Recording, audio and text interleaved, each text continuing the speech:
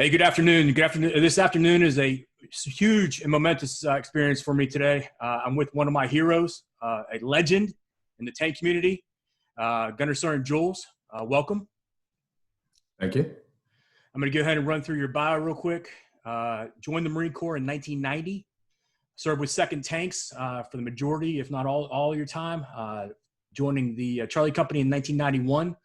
Serving there until 1996, and then you went to the drill field for a stint, 96 to 1998, where you made Marines as a drill instructor, and then came back to Bravo Company from 98 to 99, at which time you went to Master Gunner School. And for the audience that don't know, Master Gunner School is where we take Marine Corps tankers and train them to be the subject matter experts on all of the weapon systems, all the fire control systems, and everything that has to do with the tank. They become essentially our subject matter expert on the tank and operating for the company and ultimately to the battalion level. Served with Alpha Company from 1999 to 01, at which time you went to Fort Knox, and this is where our time crosses over, where you served as an instructor from 01 to 04, and we're going to touch on that a little bit later. Okay. Charlie Company from 04 to 05. This is your first combat deployment, at which time you conducted Phantom Fury, which I'd like to get deep into. And then came back, went to H&S Company as the company gunny from 05 to 06. Went back with Charlie Company in 06 to 07 when you and I went to war. And 07 and 08, you served as Division Fires NCO. And then from 08 to 2010 with Charlie Company. And in 2010, you retired. So yes. Like I said, absolutely welcome you. It is a huge honor of mine. You are one of my heroes and always will be till the day I'm no longer here. All right. So the first question I have, so the first question I got for you, what's the first thing that you think of when you hear Marine Corps tanker? Some of my best friends, some of the best people I've ever met in my life, whether it's enlisted or officer, many years, many good times. I think it's a disservice to the Marine Corps that there won't be tankers anymore. We're a rare breed. We're a great breed. We're a crazy fucking breed. Yeah. All right. So I'm going to take you back to 1990 and before. What made you want to be a Marine and ultimately a Marine tanker? It's kind of funny. I joined the Marine Corps because I was literally just a bump in the road. I had nothing going on. I was 20 years old, nothing to do in New Jersey. Long story short, went to boot camp like all of us do. I was actually infantry. I was actually 0311. I went through MCT. Back then, you had to go through MCT and SOI. I was actually waiting to go through SOI when somebody signed me up for tanks, a guy named Hester, who wound up going to tanks with me. We were casualty replacements. I had no clue until I woke up one morning and they said, get on a bus, you're going to Fort Knox. So I was actually signed up infantry, got dragged over to tanks. And that's where it all started. So everything happens for a reason. Absolutely. And our paths cross for a reason as well. Yep. So you touched on it a little bit. I'm going to expound on that just a little bit. What do you think makes Marine tankers so special? Just the bond. The vehicle itself can create bonds with people, regardless of where you come from, where you're from, who you are. You just become bonded right off the bat because you have to work as a team. It's not one singular entity that makes that tank work. And if and the best tankers understand that, and they get the best out of each individual for that team. And for the audience's sake, I'm sitting inside of a virtual tank here. It's inside this turret that memories are made, friendships are built, and it's something about this being in this environment that just really brings out the best of people. And you realize very quickly who your friends are and who your family are. I'm going to do something. I'm going to throw a curveball at you, Guns. Hopefully you don't mind. Nope. I'm just going to share my screen here, and we're going to take it back to a pretty momentous day in history. And we're going to talk about it here for a second. So I'm going to go ahead and hit play here. The mission today is to fire every weapon on the tank, including its 3 machine guns. Big Rick Layton. Grab that 50 cal. Look at him.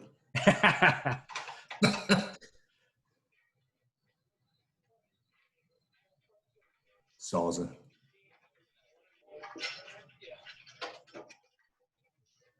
Now I'm going to caveat while this is playing, some of the best guys I ever met were instructors up at that school.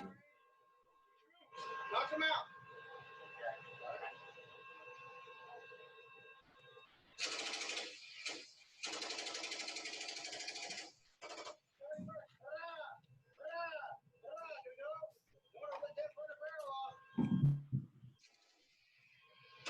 Don't burn the barrel off. Love it.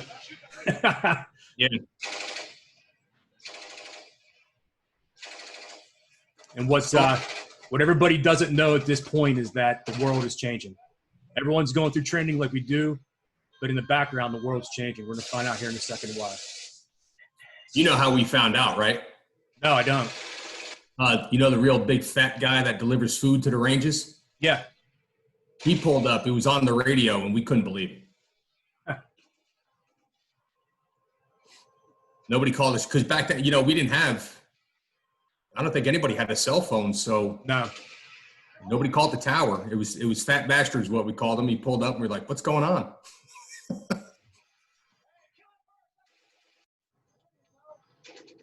I think training's about to stop here. Yep, everyone calls a ceasefire here in a minute. Yeah. Still my favorite gun. Absolutely. Oh.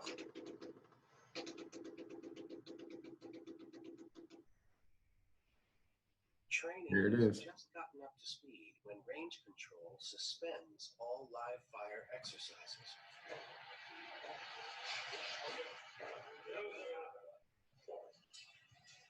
I think you can see it on the screen, but that says September 11th, 2011.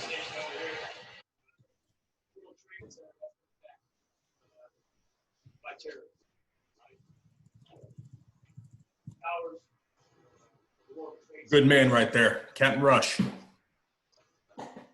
your hands up. You got family. You're up here.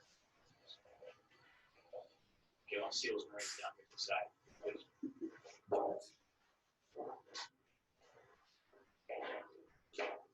The world just changed. They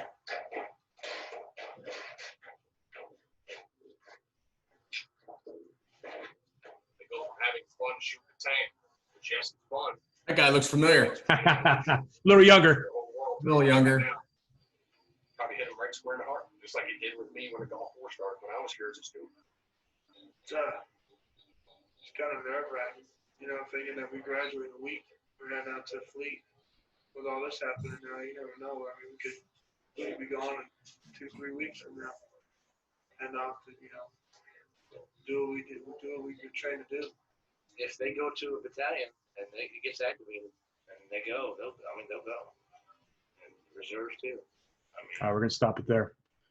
So that's why this channel is out here. That's why I'm doing this. That's why I'm putting this together. Because for me, I'm going to take a moment here. I'm going to tell a personal story of mine. So you'd already gone to Phantom Fury, and you already pushed through the city, and we're going to talk about that in a little bit.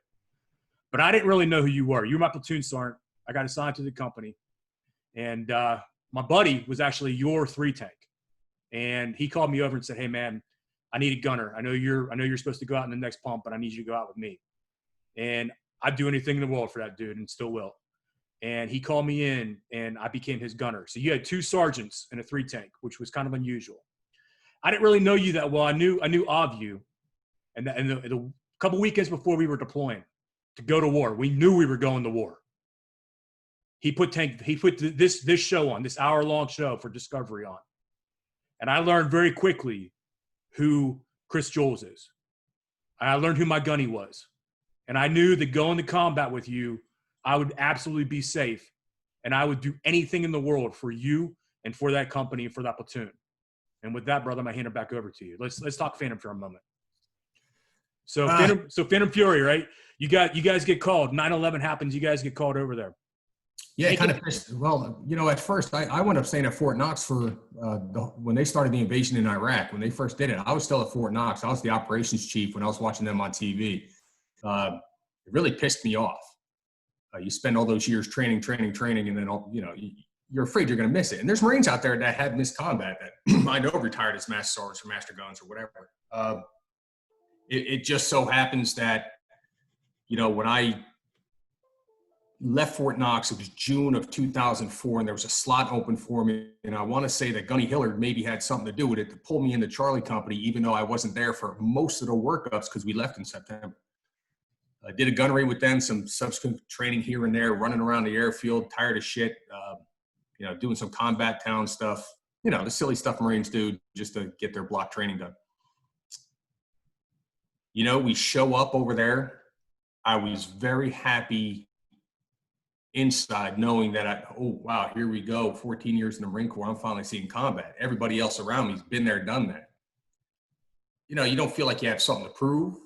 You just feel like that this is where you belong because you've been training your whole life. So we get there. Right off the bat, I team up with Chris Willenbecker. I do left seat, right seat with him. Not more than 4 days into it, I'm getting sniper shot at. It is what, now it's real. They leave, we take over. Started out TCP-1, actually started out earlier for us.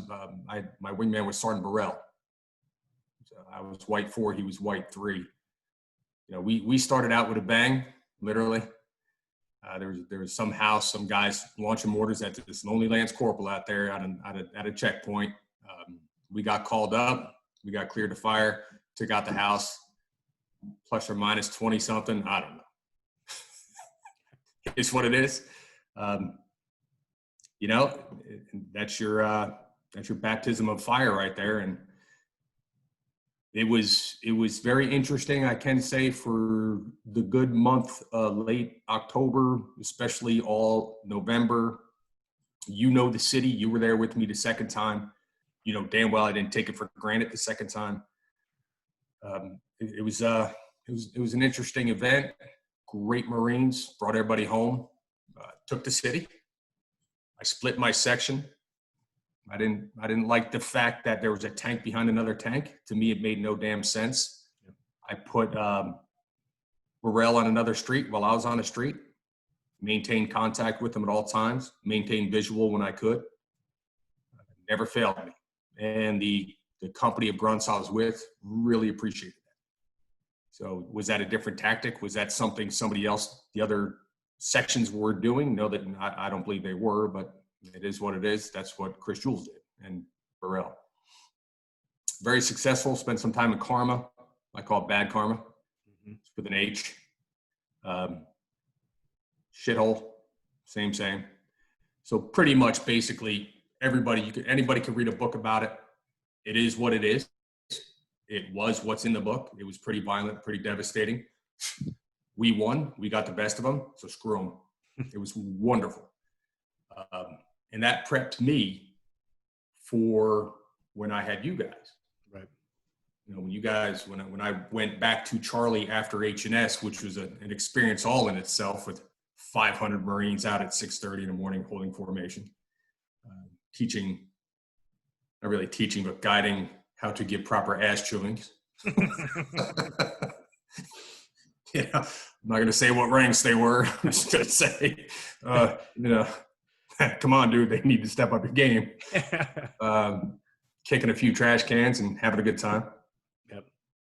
Going to Charlie again and seeing you guys, meeting, Lieutenant Moore. And I just want to say, Lieutenant Buffamante, Captain Bodish, and all those guys, the whole 04 Charlie company were rock stars.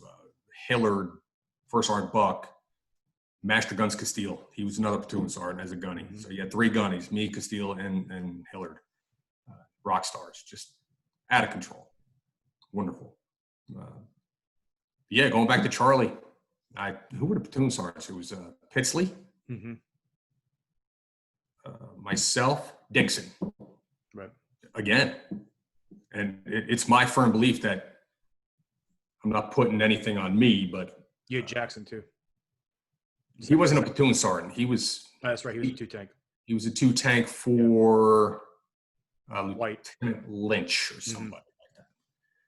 But we held it together. Those us 3. It was kind of cool. But again, when I went into the city the second time with you and Campos, and I expected the unexpected every waking second. I was a firm believer in that big old sign when you come through, complacency kills, right? Yep. Yeah, no doubt about it. Great experience. We got some killing done. You especially. So let me throw this out there. Oh, you're not going to do this, are you? Come on, man. And I got to do it.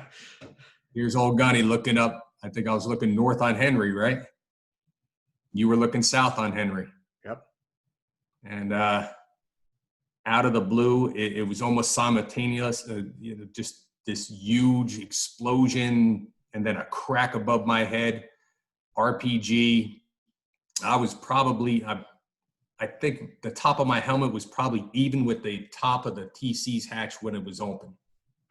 That damn round, it went very close to my skull.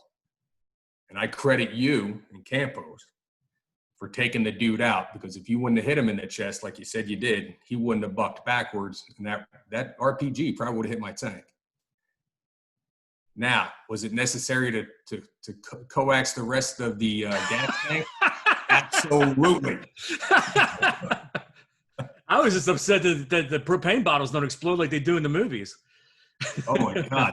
You don't understand how loud it was from my perspective. It was wonderful. And I think you mentioned to me, the funniest part of that whole event, obviously it wasn't funny at first. And I was kind of shaking a little bit, was watching that dude's car get hit and him coming out like a crazy Italian guy bitching and moaning there's pepperoni on his pizza, So that was fantastic. All right, enough about me. We're going back to you for a moment. So you get to Fallujah the first time for Phantom, and the tank infantry integration was a thing because they did it in Vietnam. They did it in the jungles where they put Marines, infantry Marines around the tanks, and they fought, as a unit. But it was never done in the urban environment. And the reason I'm saying this is because I taught tank infantry integration at Tactical Training Exercise Control Group. And the lessons that we were teaching is what you wrote that day. What you guys, when you said to the infantry, hey, just treat me like another member of your squad. Just tell me where you need me to go. Point you need, if you need to talk me on, you discuss talk-ons. You discussed the 4 dimensions of urban environment, which is something that, previously really wasn't discussed. And putting tanks inside of a city like that wasn't done. It just wasn't done to that level. And you that day, I credit you. The officers, I know the officers were great officers, but my heart of heart, I credit you because you're the one that sat there and said, listen, don't treat me like a separate unit. We're not Army tanks. We're Marine Corps tanks, and we support the infantry. So just treat me like an infantry member. For that, man, you need to be credited. Yeah. We did tank infantry integration here at Mount Facility a couple times, and I can't remember, there was some tanker, I can't remember his last name. We did it at Mount Facility maybe 2 or 3 times. It was definitely learn on the fly. Now, when you say you credit me, I think all of us tank commanders, all of us platoon sergeants, we were broken up in sections to include the company commander and the XO. They had their own little area to go to. There weren't enough tanks. Plus Alpha Company, remember, they were there too. I don't know what they did, but I do remember having the train model of the Joe Land Heights, and the western portion, eastern, whatever. I lose my mind nowadays. My section of where to go, all mapped out. And I do remember talking to the infantry as they're all gathered around and telling them, hey, listen, I'm part of you. The biggest, greatest thing we had on that tank for tank infantry was the tank phone. Believe it or not, it was phenomenal. You just had to tell him to hang it up. He's a grunt. So, they'd pick up the phone and talk, and then they'd just drop it on the ground. Well, I had a 20-foot cord. So I had a 20-foot cord. Right. It went to about a 2-foot cord after about the 3rd day. But the first day, they were in front of me, and it totally boggled my mind.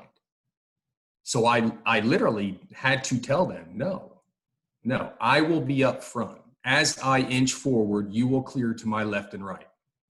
I will knock out every damn thing you see. If you tell me if you want to look at a house and say that's window alpha 2, alpha 1, whatever, get on the phone and say freaking upper left, upper right, just give me a direction. I'm going to shoot it. After about the second day, it started working, but they understood, okay, I'm going to push a house ahead, but I'm also going to prep that house. We did a lot of prepping. Mm-hmm. So my main goal was they're going to go into a house and they're going to find dead bodies. That's what we did. Did it always work? No. Did I ever have to back up? 1 or 2 times. When they did not find dead bodies because they'd come back outside right. pretty quick manner. But it is important to note, though, that prior to you guys pushing through, the word was given to exit the city, and anybody that was left behind was going to be considered hostile. So absolutely, that's an important piece of this. That if you're watching this video and you don't understand that, and you don't know the history behind it, so the city was clear theoretically, and anybody left around was a bad guy. Yes. Yeah, you took nothing for granted because you couldn't tell the bad guy from the good guy. Right. They all looked the damn same. You sometimes I've heard of stories of guys seeing a woman walking across the street with 3 legs or 4 legs. Mm-hmm. You're like, and I think I've told you that story. Yep. You got to watch underneath those burkas because they're going to walk and you're going to see 4 legs on a chick and you're going to be like, whoa, wait a minute. She giving birth? Right. A very big dude. Yeah, it was, I think the key was communication with the guys around you. And that infantry, that grunt phone was just magical. Now, I don't know if I told you in the past, though, we always rode open hatch. It was just such close quarters. Hatch was open, and pretty much if we weren't firing main gun, I was kind of like chest high. Mm-hmm. I had to see what was going on. We were also an ammunition collection point. I can't tell you how many AKs and RPGs I had in my bustle rack. Right. I'd also carry AT4s for the guys if they, they're jumping off roofs and shit. They don't need to be carrying it. So if they need it, I'd throw it down to them. Actually, if they need it, I'd say, why? Just let me back up and hit it. And they'd say, okay. So I'd just keep the RPG. Or you made your 3 tank to transport an EPW inside the turret and you smelled so bad I wanted to vomit. Yeah. Yeah, that sort of thing. EPW is enemy prisoner of war, in case anybody's wondering. Yeah. I didn't believe in EPWs. I'd just say we did. If the majority of the time, maybe 2 or 3 bad guys would come up to my tank, I'd just wave them by because I don't have the time, I don't have the patience. You're not getting on my tank. Mm-hmm. I didn't let commanders on my tank, right? So much as a bad dude. So they would go behind me, and who was behind me? The infantry. So they collect them up. There's some funny moments. I could tell stories all day about it. It's hilarious. We had Navy SEALs out there. Seen a lot of ass kicking. Good Marines, great Marines. Couldn't protect them all, but we protected as many as we could. Yes, we did. Absolutely. Even the second time, we did a damn good job. That's Phantom Fury is Phantom Fury. It was 7 months of chaos. It never stopped either. Right. It was like from that first shot I fired till the week before we left, they were still blowing up bridges. They were still fighting. It was chaotic, So I'm glad it slowed down a little bit the second time I went when I was with you, but it was still chaotic. Right. Yeah. So how do you think your experience as a tanker shaped your ability to serve nowadays? Like what lessons did you take with you to do what you're doing now? That's pretty deep, Pickle. I don't think it was more of a tank thing. I think it's just being a Marine staff non-commissioned officer, just being a Marine in general. I learned a long time ago from a lot of good guys. Sergeant Sweeney, Gunny Sweeney. One of the greatest men I've ever met because he taught me patience. He taught me how to interact with everybody, how to gauge everybody and you have to treat everybody different. You can't just yell at one person and expect the other person to, you know, react the same way. So you got to treat everybody different. I think I've told all my NCOs and all the Marines below me, hey, you need to collect certain things from certain people, the good and the bad. Because if you don't collect the bad, you're just going to be an egotistical piece of crap. And you take the good and you make your own leadership styles. Sweeney was one of these guys where, you know, if you pissed him off, holy shit, it was hellfire. And, you know, this is 1991, 92. You know, I'm a driver. Good thing I never pissed him off. He might say different. You know, the guy still calls me a boot. I love it. I love every second of it. You know, the Sabinskis, the Prevosts. Mm-hmm. These guys were just mentors. They just showed, they showed you. And it wasn't always the appropriate way to lead Marines. And it's tough for a staff NCO to say lead Marines. I think a lot of people don't understand that. As NCOs and staff NCOs, we do lead Marines. I think a lot of officers might be like, you know, you're just, no. Because while you're, you know, at the O Club, you know, I'm making sure the shit's getting done. I know I'm busting your chops right now, but. That's true though. And I took lessons from you and shaped my own career, especially when I became an officer and made you angry. I know I did, but you know, I went to be an officer to take care of the Marines because I was around people like you, and I wanted that opportunity. And hopefully looking back, I did. But I knew, even as an officer, that those Marines were yours. They were the staff NCOs. They were the gunnies. I mean, you will always be my gunny. And whenever I need something, I could be on my last dollar on the street. I'm calling you up because I know you're coming. I know you're always going to be there. And that bond, that staff NCO bond with those junior Marines, it's infallible. There's nothing like it. And I understand that as an officer because I have a job to do too. But the Marines, I mean, gunny's gunny, man. Like, and for the civilians that are watching this, you know, that gunnery sergeant is an E7 rank in the Marine Corps. And it is the pinnacle rank for a staff NCO, staff non-commissioned officer. And I mean, you were my gunny, and you will always be my gunny. I'll hand it over to you. I was not upset when you picked up officer. Matter of fact, I was never one of those guys. I was always in, you know, if you want to seek self-improvement, do it. I don't know how many, I think Campos wanted to go to Fort Knox, Murray wanted to go to Fort, anything my Marines want, I hate to say my Marines, anytime the Marines wanted anything, I tried really hard to get them there. I tried to get Yellow on the boxing team. That didn't work out. He winds up going with Alpha Company. Didn't quite work out. You know, you just, now if they're shitbirds, what can I do? You can only do so much. But I'm proud of the Marines. I'm proud of Murray. I'm proud of every damn Marine that has succeeded, become a master sergeant, become a master gunnery sergeant. Look at Tapio. He's a master gunnery sergeant. I had him as a PFC. The kid is incredible. Fermella, you know, he was a sergeant. I was a staff sergeant gunny up at Fort Knox. As he was an instructor. Phenomenal. Just watch them succeed. Anybody that crosses over to the dark side, you know, phenomenal. Good on you.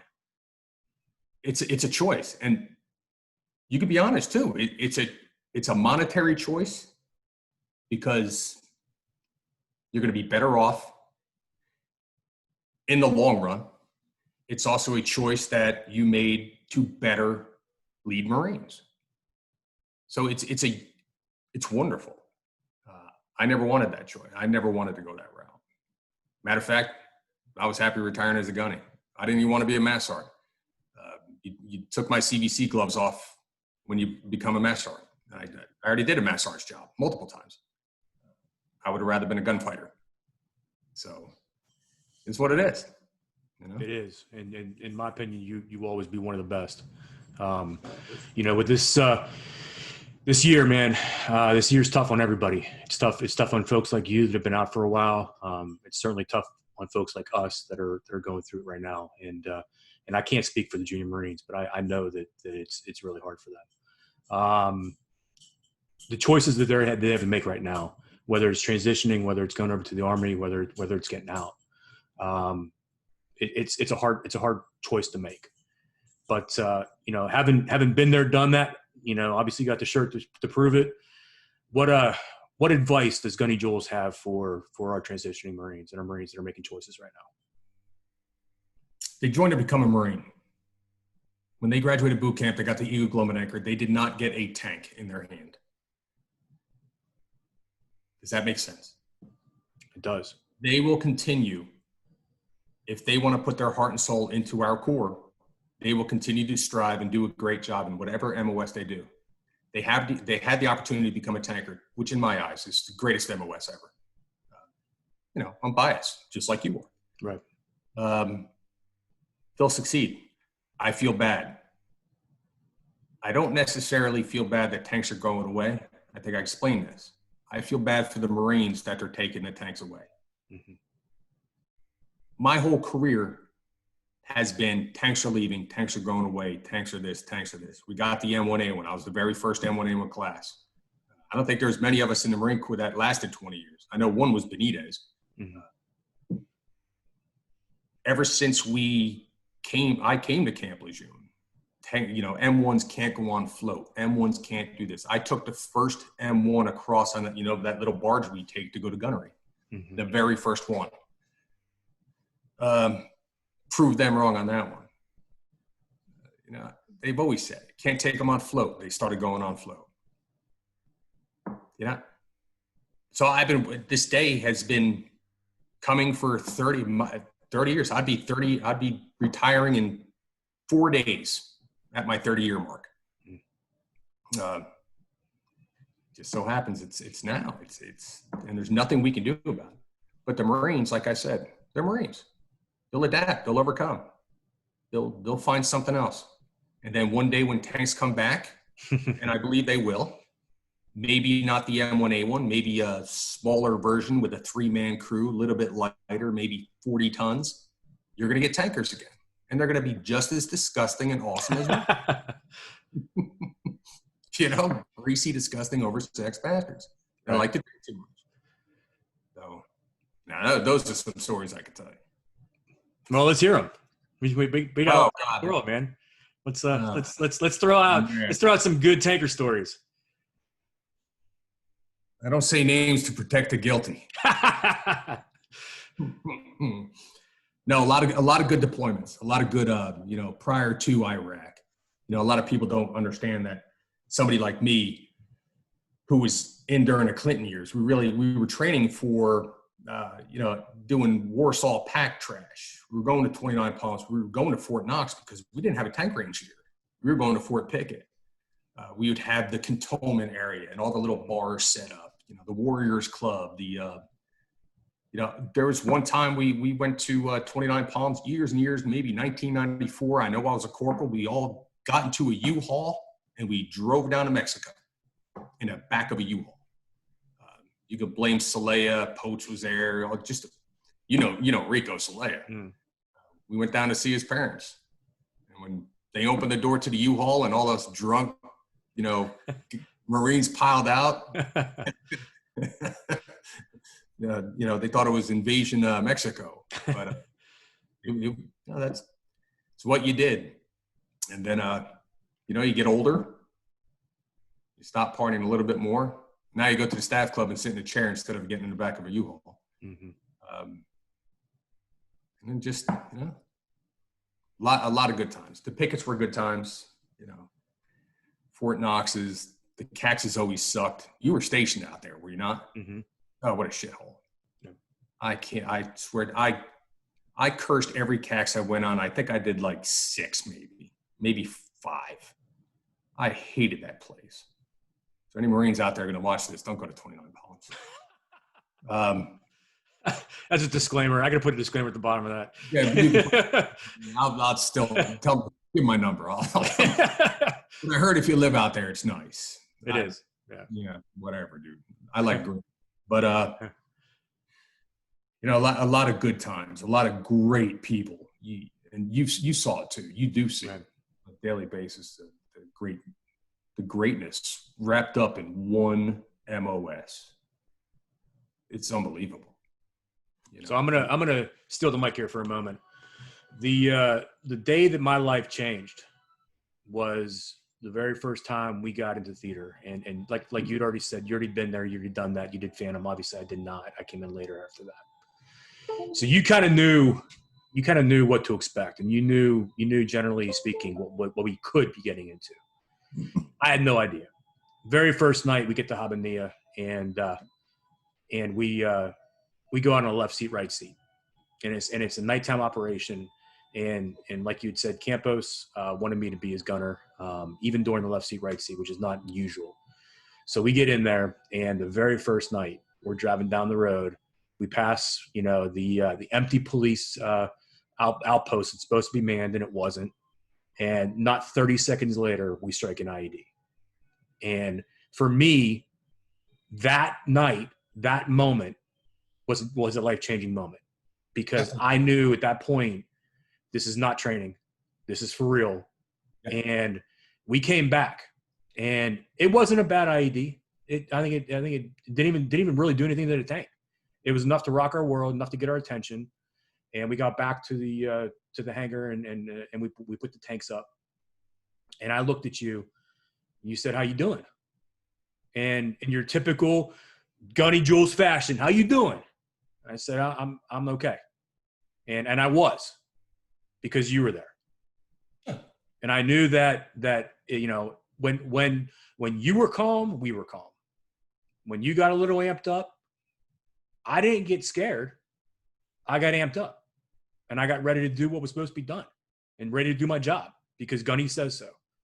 And till today, obviously, those days are far behind us, but I will call you up, and I will get that litmus test and that readjustment if I need it, because for you are my Gunny. And I have to say that I thank you, because although I changed that day, I didn't come back and I wasn't messed up, and we did our jobs, and we knew what we had to do, and you kept me on an even keel because of the person that you are. And I want the world to know that. I want the world to know how special you are. And for the junior Marines that are never possibly going to get a chance to talk to you in person, I hope that this video gives a small taste of the person that you are, because you deserve this. So over to you, brother. Well, thanks, man. I told you I'm a nice guy. You froze on me. I'm here. Hold on. Okay. Still recording though. Yeah, it's good. Oh, there you go. I appreciate the accolades, but it should never be somebody's intention. And there's a reason, and the reason why I was so calm. And that, it's funny, I was calm the first time too. I think after the first round goes down range, it is what it is. It's like gunnery. You're always nervous up on the BP, and first round goes down range. Let's roll. You guys had my utmost confidence when you're recommended by Daniel. You two, I'm like, okay. I knew I had the best frickin', wingman in the company. I never had any doubts. When you guys got blasted by the IED on, what was that, Ethan, coming down Ethan, blasted you from the side. With the confetti? All I could do was laugh. I knew you were okay. I know Campos freaked out a little bit. He can get a little high wired, but amazing individual. Never had a doubt in my mind. You guys were phenomenal. I was never worried about my six. Shit, most of the time I think I followed you guys. Mm-hmm. It was we worked great as a team, no doubt about it. And I can say that about both my sections in the city of shit. I hate that place, but I do want to go back and get that chicken. It smelled pretty good. Right. Never had any doubts. I think we complemented each other very well. Even though sometimes, you remember being out in the middle of nowhere and where the hell, it was like Foulard or something. And who threw track? Was it a lieutenant throws track? Mm-hmm. Can't get the damn thing back on. I'm getting pissed because I know mortar fire's coming. Mm-hmm. There for 30 minutes. Go out. I'm so goddamn mad. And I was kind of impressed with myself too, because who was their gunner? I'm not gonna badmouth anybody, but he had that Lotus. Yeah, they couldn't get the damn end connector off. Mm-hmm. I remember storming out of the damn tank, pissed off, grabbed the sledgehammer, hit that end connector so fucking hard. Excuse me. Flew off the tank, track popped, threw the hammer down, went back in my tank, and got hit by a mortar round. Yep. Son of a gun. And I told them it was coming. So they all got in their tanks and sat there for a while. I'll tell you another great dude, Ford. Ford knew it was coming too. Mm-hmm. I remember he had to calm me down in that we had to take your tank. Remember you broke down behind us. We had to take your tank to Havana. And I second guessed him. I said, "You know where the hell you're going?" You remember him on the radio? Mm-hmm. I think he was a little perturbed at the gunny. Right. Pretty much in a calm Ford way. Shut the hell up. I know exactly where I'm going. And all I did was, all right, buddy. Got it. Roger that. It's just the way it is. Yeah. You just got to be calm. I don't know. I wasn't always calm. You know that. Yeah, it was an honor, dude. It's an honor to serve with you. You saved my life. Come on, man. I know you hate hearing it, but I'm telling you. It's been a good ride. Now, after we did the Fallujah thing, it was just waiting on retirement. I was tank leader for Charlie. I think I did like 2 gun ranges. Spilt about 50,000 gallons of fuel. That was Alpha Company's fault. That was before us, but I reported it. That was funny. Right next to the armory, too. They had to get a backhoe out there. Company commander bitching and moaning, bitching. What's bitching and moaning going to do about 50,000 gallons of fuel in the ground? Start digging. Yeah, I went grabbed it. I think I grabbed a 12-pack of beer and sat out there. And I retired, Yep. So It's here I am. one of the things that came out in the last interview, and I think it's important, especially for guys that are getting out, going to the civilian world is what do we as tankers take? We take the ability to look at a complex problem within seconds and develop a plan of attack, understanding first order effects, second order effects. We're decisive. You get that because those vehicles, they're big, they're dangerous, and they will hurt you in a second, friend or foe. And because of that, you need to know, you need to look at the entire problem set, understand the complexities of it, make a decision, act on that decision, and do it all within seconds. And for a civilian company that's hiring, the ability to do that and to look at that complex problem and make those decisions and be able to articulate it and communicate it, because now you're talking over the radio. So you have to be able to communicate everything that's inside your brain and get it out quickly. And that translates to the civilian world and translates well. And that's important for these guys that might be getting out, as a result of this, to understand that, you are a very, very valuable asset, and just, you got to be able to sell yourself. And I think that's important. Yeah, absolutely. They have a set of skills that not many people have in the Marine Corps. The tank, I think you said it best. It can kill you. So you have to be meticulous. You have to know what you're doing. You have to pay attention. I wish them all the luck in the world. Yep. I do absolutely nothing to do with the tank. Well, now I'm definitely ain't gonna do nothing with the tank. But greatest memories of my life. Gunny, I got to thank you, man. I got to thank you for coming on here. I know you're extremely busy, and I know that you value this as much as I do, getting this message out for these junior Marines and for these folks watching us, trying to have our heritage live on in this netherworld, in this virtual world. And I thank you, and you will always be my Gunny, like I said. So appreciate your time. And I guess we'll close it out here. Please, if you have not already subscribed, do so. Click the subscribe button, and thank you. And we're going to log off. Cool, man. Hey, give me a call sometime. I'll stop by Virginia. We'll crack a beer. Sounds good, brother. Thanks. All right, love you, man.